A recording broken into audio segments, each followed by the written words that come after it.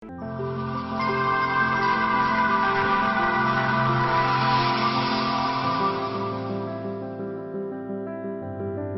Sarvesh Kumar federal Bharat में आप सभी का बहुत बहुत स्वागत करता हूं।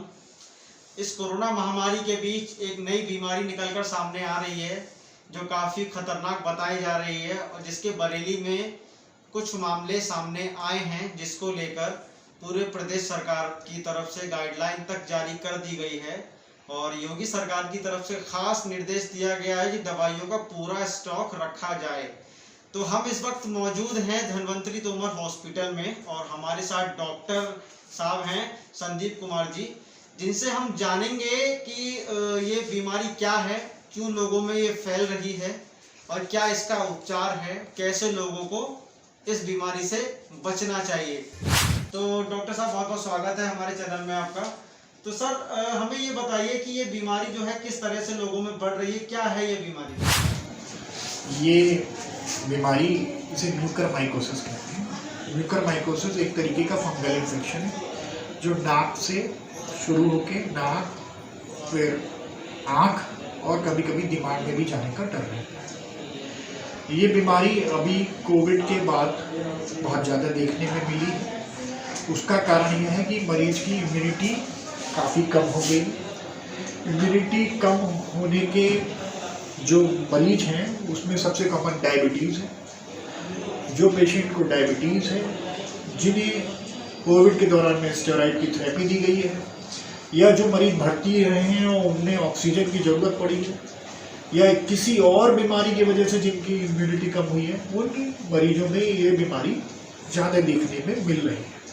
बेसिकली बॉडी का जो होस्ट मैकेनिज्म है, जो डिफेंस मैकेनिज्म है, वो बहुत ज़्यादा वीक हो जाता है जी। जो वातावरण में हमारी फंगस मौजूद है वो नाक के रास्ते से जब जाती है तो जो कि हमारा वीक होस्ट मैकेनिज्म है उसकी वजह से वो वहाँ पे बीमारी करती है। और ये बीमारी जब नाक में जाती है तो नाक के सिम्टम्स हैं, जब आँख में जाती है तो आँख के सिम्टम्स हैं, जब तालू पर जाती है तो तालू के सिम्टम्स हैं, और अगर दिमाग में चली गई तो दिमाग से संबंधित सिम्टम्स हैं। तो इसलिए इसमें वार्निंग सिम्टम्स हैं, रेड फ्लैग साइंस कहते हैं। उसका ये है कि अगर किसी मरीज की नाक बंद हो गई हो, नाक में पपड़ी जम रही हो, या नाक से पानी आ रहा हो और अगर वो लाल या काले रंग का पानी है, आँख में दर्द हो, सिर में दर्द हो, चेहरे पे नमनेस हो और उसकी आँख बंद होने लगी हो, सूजने लगी हो या रोशनी कम हो गई हो, तो उसे फौरन डॉक्टर को दिखाना है। चाहे वो नाक कान गले के डॉक्टर को दिखाए, चाहे आँख वाले को दिखाए, चाहे अपने फिजिशियन को ही दिखाए। सबको इलाज मालूम, बिना डॉक्टरी सलाह के इसकी कोई दवाई नहीं। और डॉक्टर को जब भी आपको लगे कि मुझे हो सकता है म्यूकर का कोई लक्षण दिखाई दे, सबसे पहले आपको डॉक्टर को दिखाना है। ये डॉक्टर ही एग्जामिन करके आपको बता सकता है कि आपको वाकई में म्यूकर हो सकती है या नहीं हो सकती।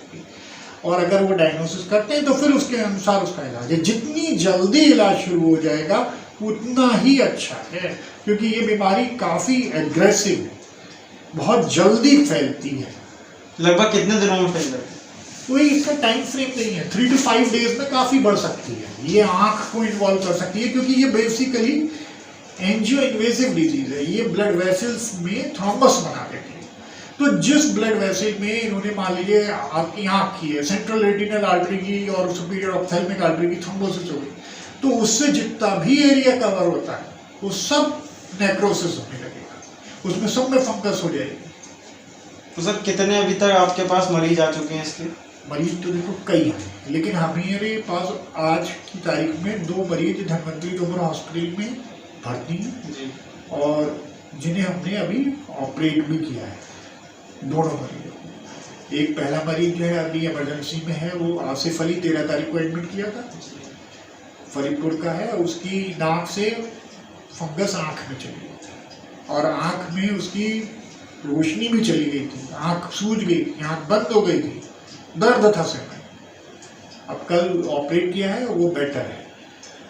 तो सर इसका उपचार अगर कहा जाए तो मतलब कैसे, अगर इसका बचाव किया जाए, बचाव किस तरीके से हम लोग इसका कर सकते हैं? बचाव है जानकारी। अगर आपको पहले कोविड हो चुका है, आप डायबिटीज है, आपको स्टेरॉइड चला है, आप अस्पताल में भर्ती रहे, तो आप हाई रिस्क ग्रुप। ऐसे मरीज को सतर्कता बरतनी है कि उन्हें नाक के, आँख के कोई सिम्टम आए तो फौरन डॉक्टर को दिखाएं।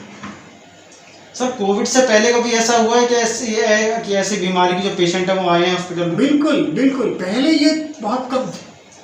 पहले कई महीनों में केस आते, साल में 2-4 मरीज आते। अब ये लगभग रोजाना देखने में मिल रहा है। चर्चा में चल रहा है सर भी। चर्चा में इसीलिए क्योंकि ज्यादा आ गए एकदम केसेस, इंसिडेंस एकदम एक्सपोनेंशियली बढ़ गया, तो इसलिए सब जगह बात फैल गई कि भाई ये क्या है, ये क्या है। अदरवाइज तो ये जर्नल्स में और हमारी बुक्स में तो ये 20-25 साल से। तो सर ये आंखों पे किस तरह से इफेक्ट करता है? इससे आंख हमारी जो है इफेक्टिव हो जाती है, बंद हो जाती है? मैंने बताया ना, ये जो बीमारी नाक से शुरू हुई, नाक और आंख के बीच की जो बूंद है वो बहुत पतली है, लेमाइना पेप्रेशिया। तो ये एक तो डायरेक्ट कंटिन्यूटी में जा सकते हैं, दूसरे ये एंजियो इन्वेजिव डिजीज है। ये इन्वेड करते हुए जब आंख की खून की नलियों में थ्रोम्बोसिस कर देती है तो उसके आगे की आंख की ब्लड सप्लाई बंद, और जब ब्लड सप्लाई बंद हो गई आंख के टिश्यूज की, तो वहां पे वो फिर नेक्रोसिस होनी शुरू हो जाती है और वो फंक्शंस उनकी कम हो जाती हैं। आंख का मेन फंक्शन है आपका देखना, तो रोशनी पे सबसे पहले असर पड़ने लगा।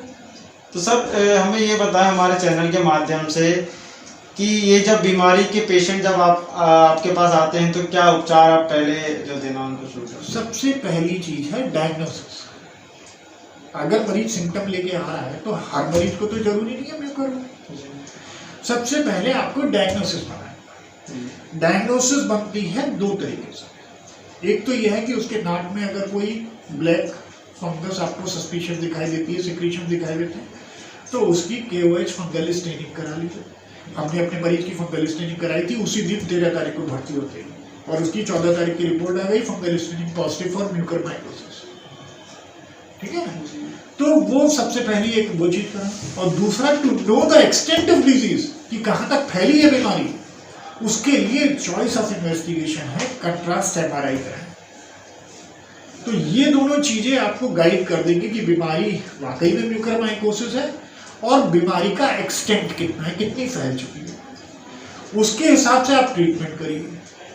अगर किसी की बीमारी लिमिटेड है तो आप केवल मेडिकल ट्रीटमेंट पर भी सही कर सकते हैं। अगर किसी की बीमारी इतनी है कि उसमें सर्जरी करनी जरूरी है तो आपको सर्जिकल डिब्राइडमेंट करना पड़ेगा। सर्जिकल डिब्राइडमेंट के साथ साथ फिर मेडिकल मैनेजमेंट करना है। तो सर आप हमारे चैनल के माध्यम से दर्शकों को क्या संदेश देना चाहेंगे इस बीमारी में? हमारा संदेश सिर्फ इतना है कि पैनिक नहीं, भय का वातावरण मत बनाइए, डरिए।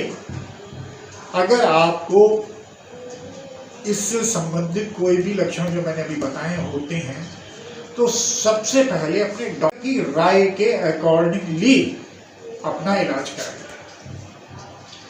तो ये डॉक्टर संदीप कुमार जी ने बताया हमें किस तरह से इस बीमारी का हमें बचाव करना है, किस तरह हमें इस बीमारी से लड़ना है और क्या क्या इस बीमारी के मुख्य लक्षण हैं जिनको ध्यान में रखना ही चाहिए।